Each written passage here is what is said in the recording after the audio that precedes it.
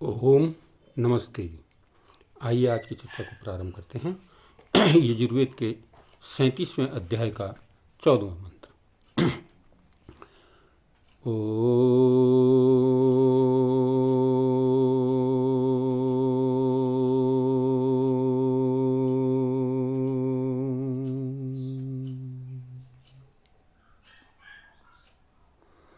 गर्भो देवानां पिता मतीनां पति प्रजानां समदेवो देवेन सवित्रा गतसं सूर्येण रोचति।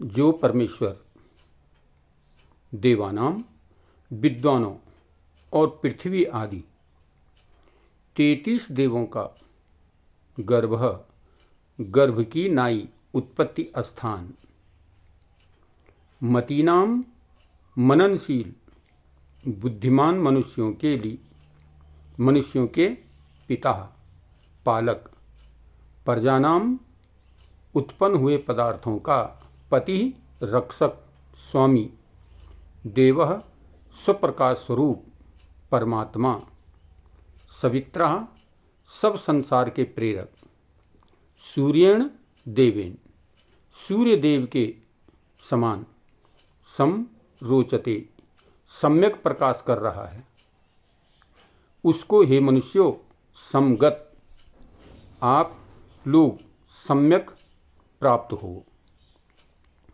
तो बहुत सुंदर चर्चा इस मंत्र में आई हुई है और बताया है जो जगत पिता परमात्मा, सबका उत्पादक, पिता के तुल्य, सबका और विशेष करके विद्वानों का पालक, सूर्यादि प्रकाशों का भी प्रकाशक, सर्वत्र व्यापक जगदीश्वर है।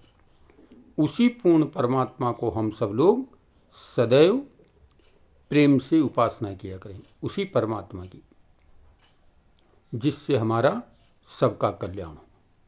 बहुत सुंदर चर्चा इसमें की गई कि परमेश्वर विद्वानों और पृथ्वी आदि 33 देव जितने गिनाए गए हैं, 33 देव, 8 वसु, 11 रुद्र, 12 आदित्य, इंद्र और प्रजापति, ये 33 देवता जो बताए गए हैं, इन सब का क्या है, उत्पत्ति करने वाला, गर्भ धारण करने वाला, गर्भ की नाई उत्पत्ति स्थान, वो परमपिता पर मननशील बुद्धिमान व्यक्तियों के लिए, बुद्धिमान मनुष्यों का पालक और उत्पन्न हुए पदार्थों का, जितने भी पदार्थ उत्पन्न हो रखे हैं, उन सब का रक्षक और स्वामी वो परमपिता परमात्मा ही है। सूर्य के समान सम्यक प्रकाश कर रहा है। सूर्य का प्रकाश जिस प्रकार से पृथ्वी पर समस्त ब्रह्मांड में फैला हुआ है, ठीक इसी प्रकार से उस परमपिता परमात्मा का प्रकाश भी सर्वत्र फैला हुआ है। कोई स्थान ऐसा नहीं कि जहाँ परमात्मा का प्रकाश न हो। सूर्य का प्रकाश तो हमें 12 घंटे के बाद दिखाई नहीं देता, लेकिन परमात्मा का प्रकाश निरंतर 24 घंटे समान गति से जो है चल रहा है, उसका प्रकाश हमारे जीवन में फैल रहा है।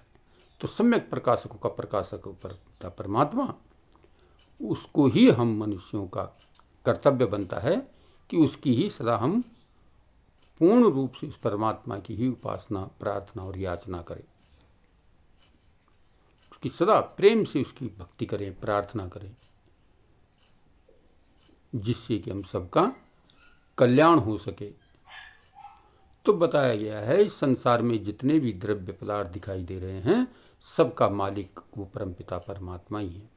इसलिए हमें उस परमपिता परमात्मा की ही स्तुति, प्रार्थना और उपासना करनी चाहिए। अन्य कहीं भटकने की भी आवश्यकता नहीं है। जगह जगह मंत्रों पर बताया गया है कि वो परमपिता परमात्मा ही संपूर्ण ब्रह्मांड का मालिक है, स्वामी है। तो हमें उस परमपिता परमात्मा की ही उपासना करनी चाहिए। उसी से, वो सर्वगुणों का भंडार है। आप विद्या प्राप्त करना चाहते हैं तो उससे मांगिए, आप धन प्राप्त करना चाहते हैं तो उससे मांगिए, आप अन्न प्राप्त करना चाहते हैं तो उससे मांगिए। यानी अर्थात जो भी आप चाहते हैं, बल चाहते हैं, बुद्धि चाहते हैं, विद्या चाहते हैं, धन चाहते हैं, राज्य चाहते हैं, समस्त सुख जो है उस परमपिता परमात्मा के पास संपूर्ण रूप से भरा पड़ा है। तो आप उसी से निवेदन कीजिए, उसी से प्रार्थना कीजिए, उसी की उपासना कीजिए, ताकि जीवन सफल और सार्थक बन सके। हमें और किसी इधर उधर भटकने की आवश्यकता नहीं, एक दूसरे से मांगने की आवश्यकता नहीं। वो परमपिता परमात्मा ही सर्व गुणों का भंडार है। हमें उसी की उपासना और प्रार्थना करनी चाहिए, जिससे हम सबका कल्याण हो सके।